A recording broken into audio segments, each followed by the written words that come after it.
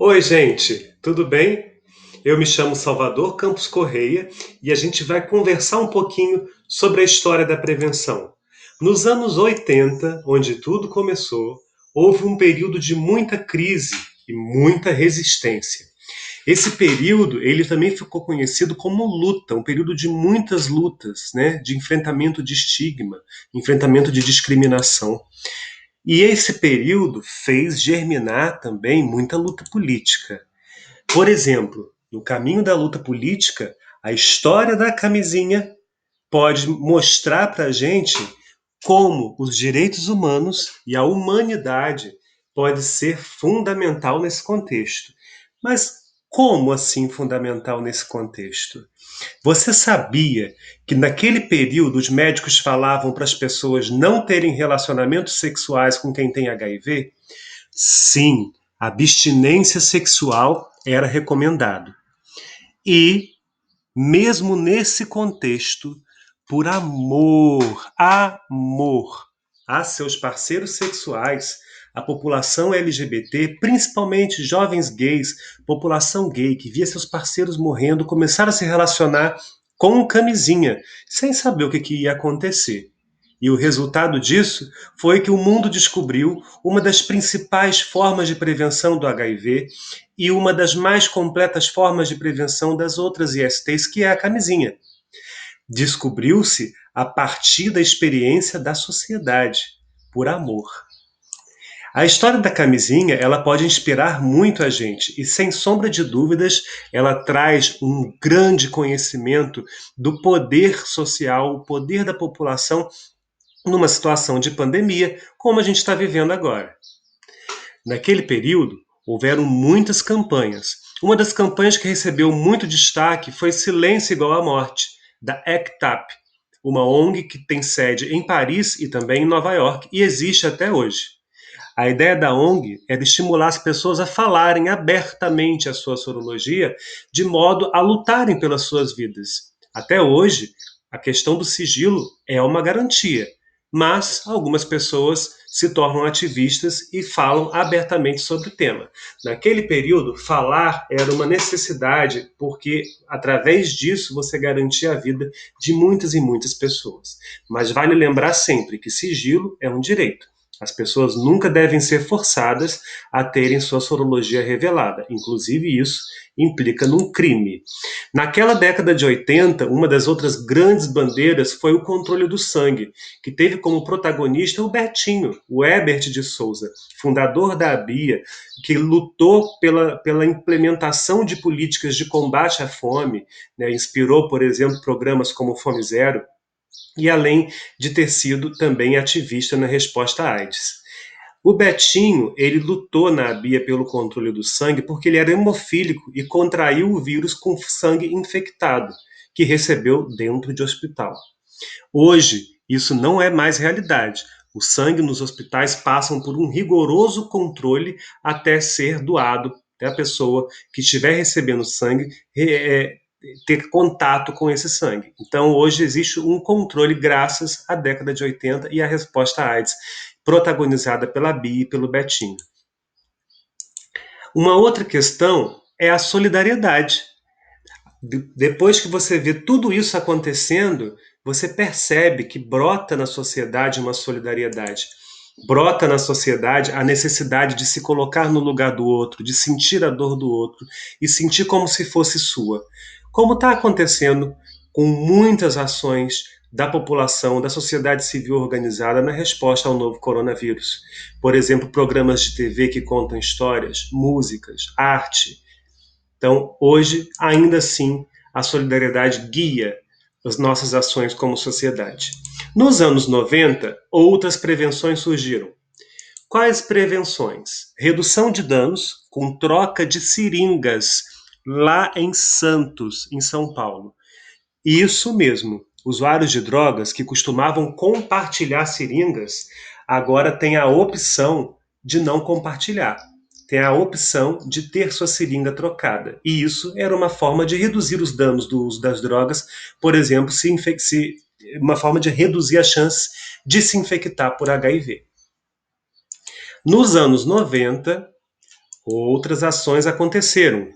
O surgimento da camisinha interna, mais conhecida como camisinha feminina, mas que a gente hoje tem usado o termo interno para respeitar a população trans que não se sente contemplada usando o insumo, às vezes, que é feminino ou que é masculino e não se identifica com o seu gênero. Então, por uma questão de respeito, nós resolvemos tirar gênero de camisinha, falar em interno e externo. A gente teve uma ampliação no acesso de medicamentos antirretrovirais, que são os medicamentos que tratam o HIV. No ano de 1996, foi criada a Lei de Acesso Universal, que garantiu à população vivendo com HIV o direito à vida, através de um acesso a medicamento para todas as pessoas que precisassem. Também, na década de 90, surge a prevenção da transmissão vertical, quando o bebê contrai da mãe durante o parto. Hoje, essa técnica que surge naquela época é uma prevenção muito usada pelas pessoas grávidas com HIV. E assim, os seus filhos nascem sem o vírus. Surge também a ideia de vulnerabilidade, que contrapõe a ideia de grupo de risco. Enquanto vulnerabilidade aponta as necessidades sociais e as necessidades culturais, a questão do grupo de risco acaba rotulando determinados grupos, gerando estigma e também gerando discriminação. Por isso, vulnerabilidade surge na década de 80, reforçando os direitos humanos. Os direitos humanos, principalmente das pessoas vivendo com HIV e populações mais afetadas, como população LGBTQIA+, população trans, população trabalhadora sexual, né, população usuários de drogas injetáveis, todas essas populações que se infectaram no decorrer da história com alto índice de epidemiologia, né, com alto índice de infecção por HIV, elas foram protagonistas na resposta à AIDS. E isso foi fundamental para a gente ter uma resposta eficaz e que garantisse às pessoas o acesso à saúde. E a vida surge como principal benefício, como principal garantia, como principal direito das pessoas vivendo com HIV. Lembrando que qualquer pessoa pode contrair HIV, independente da sua profissão, independente da sua orientação sexual, do seu gênero, todas as pessoas sexualmente ativas podem contrair HIV. Além disso, outras pessoas também podem contrair HIV, como profissionais de saúde, quando estão manuseando objetos. Então é muito importante as pessoas terem um cuidado, terem acesso às formas de prevenção. Outras formas surgem, e aí surge uma forma muito interessante, que é o advocacy por acesso a medicamentos. O que isso quer dizer? A luta por acesso a medicamentos, o direito de se tratar, acaba sendo garantido pela sociedade civil quando acontece, no ano de 2007, a licença compulsória do medicamento Efavirenz. O que significa isso? A indústria farmacêutica passa a lucrar menos e a sociedade consegue colocar no SUS o medicamento para todo mundo. Quando isso acontece, você amplia o acesso ao tratamento. Mais pessoas assim conseguem se tratar e conseguem se cuidar. Por isso a licença compulsória foi muito importante para que o SUS conseguisse incorporar o medicamento Efavirenz naquele ano de 2007. Hoje, várias ONGs e um grupo de trabalho sobre propriedade intelectual, o GTPI, continua na frente por ampliação do acesso a medicamentos e por redução das propriedades intelectuais das indústrias farmacêuticas. Porque, além de lucrarem com a produção do medicamento, lucram também com a intelectualidade do processo.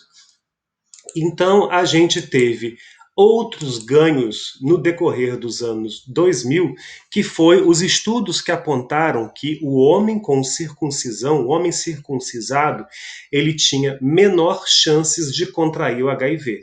Sabe aquela pelinha que fica na cabeça do pênis? que fica às vezes até fechado, os judeus até cortam e fica lá o pênis aberto.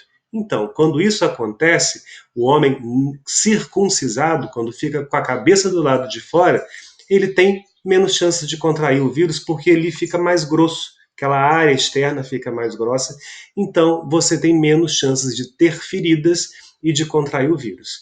É claro que o homem que se relaciona sexualmente por outras vias, sexo oral, sexo anal, pode contrair normalmente. Isso a gente está falando apenas quando a pessoa é ativa na relação sexual e usa o pênis para sua relação. Só que isso não é forma de prevenção no Brasil. Isso é redução de risco, porque a prevenção está em torno de 60%. Então, não é considerada forma de prevenção, tá bom?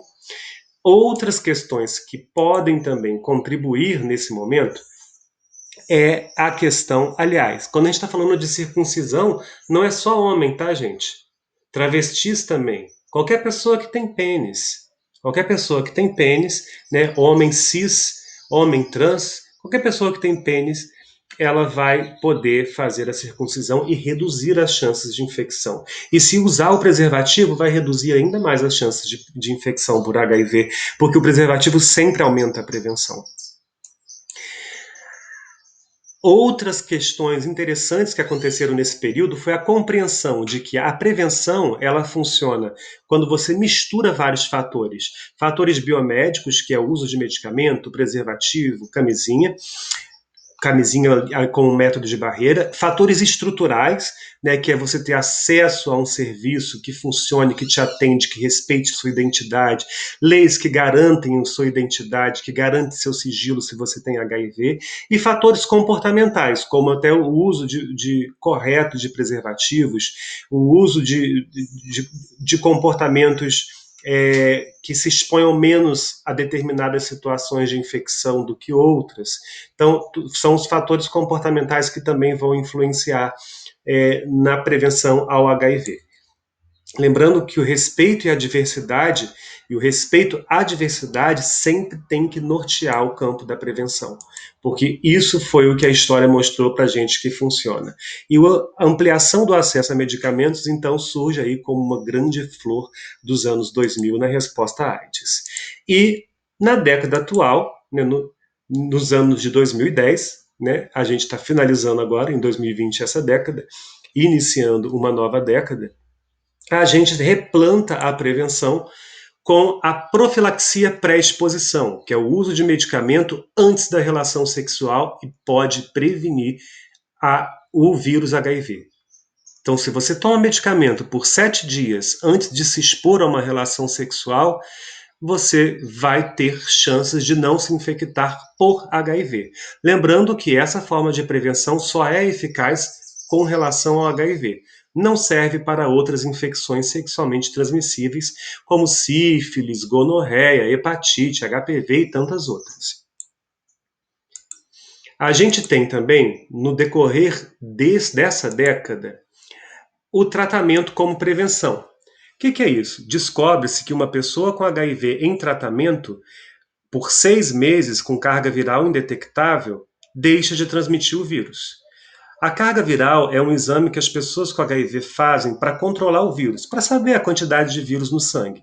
E quando ela está indetectável, ou seja, quando o exame não mostra a pessoa simplesmente deixa de transmitir o vírus. E quando isso acontece, a gente fala que essa pessoa é uma pessoa que não transmite. Ela está indetectável. Então, o tratamento como prevenção é uma política adotada no Brasil desde 2013. Só que a gente também viu acontecendo algumas situações tristes nessa última década. Houve uma diminuição das campanhas de prevenção. Sim, a gente tem falado menos sobre prevenção. A gente tem falado menos sobre formas de prevenção, não só para a população jovem, mas para a população em geral. A gente tem menos campanhas. Hoje em dia, a gente tem vergonha de falar na escola. Isso não pode continuar assim. Então, a gente precisa voltar a falar sobre prevenção para melhorar a situação que a gente vive. E a prevenção combinada é a escolha de diversas formas de prevenção que juntas podem fazer a diferença. E você vai ver isso, você já viu isso no capítulo anterior, mas é bom lembrar que isso surgiu nessa década. Um forte abraço e até a próxima aula.